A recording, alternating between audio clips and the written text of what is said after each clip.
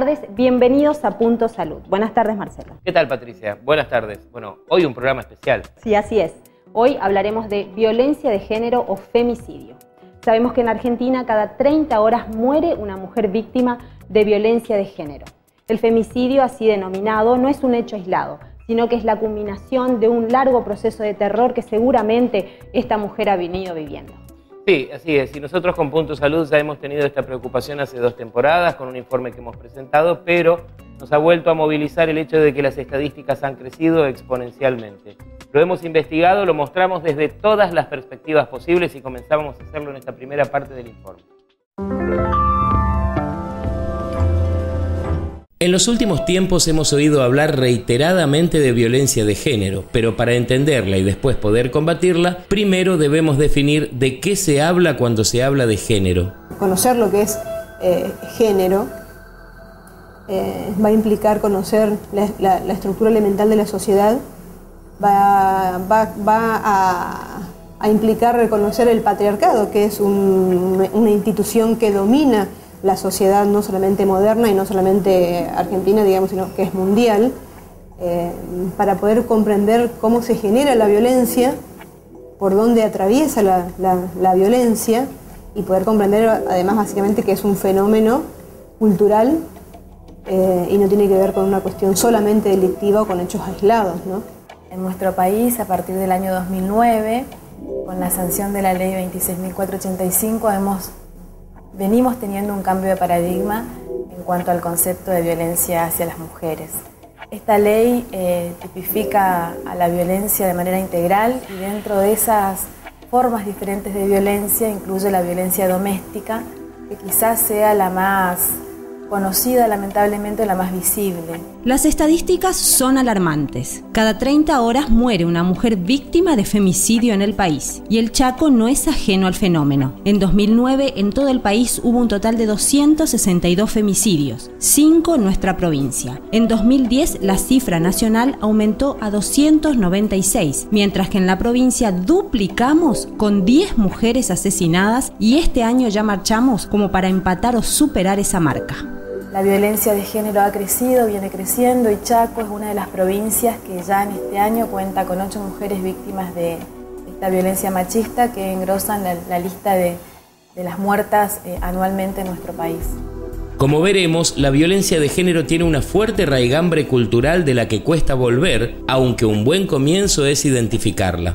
El fondo de esta cuestión tiene que ver, como decía recién, con estructuras elementales, culturales, de la violencia naturalizada entre nosotros. Entonces las herramientas existen, pero en la práctica, más allá de poder aplicarla, hay conductas donde el Estado como poder concentrador de la autoridad no llega, que es el domicilio en particular, y cuando se cierran las puertas quedan las familias adentro, digamos así. Comienza con una violencia simbólica, primero marcando a través de representaciones colectivas e imágenes, publicidades, marcando estereotipos de hombre y mujer, y que generalmente comienza con esta violencia y termina con un proceso, digamos, que se construyen las subjetividades, que termina con la violencia física o la agresión, que es justamente la violencia que denuncian los medios.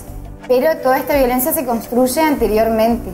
Las causas centralmente son el sistema, ¿no?, que se naturaliza, que es el sistema patriarcal de dominación sobre las mujeres, y que, insistimos, no tiene que ver solamente con la cuestión de violencia familiar y violencia doméstica, sino el lugar que la mujer ocupa en la sociedad, los roles que nos designan para ocupar y toda esa impronta machista que está atravesada en diferentes espacios. Ahí está, digamos, enraizada la cuestión cultural, ¿no? Es decir, legitimar una violencia, la permisividad que significa la violencia. En esto una legislación no es suficiente. En esto tiene que participar no solamente la propia ciudadanía, el vecino, el amigo, la iglesia, la escuela. Sin negar que cada caso concreto tiene su particularidad, hay patrones constantes que se definen como el círculo de la violencia. Hay un círculo de la violencia o ciclo de la violencia donde la mujer digamos, se encuentra atrapada. Es un lugar donde no puede salir. Por eso hablamos de no poder en un principio. Este círculo de la violencia es el momento de tensión, donde están las amenazas, las humillaciones hacia la víctima. Después viene el proceso de descarga de esa violencia, después de esa tensión. Después viene el momento de luna de miel, que es cuando la vemos a la víctima y al victimario juntos. Y después otra vez comienza el momento de tensión, la descarga. Esto se puede dar en periodos separados o relativamente seguido, digamos. A veces vienen personas a colocarse un dispositivo, por ejemplo.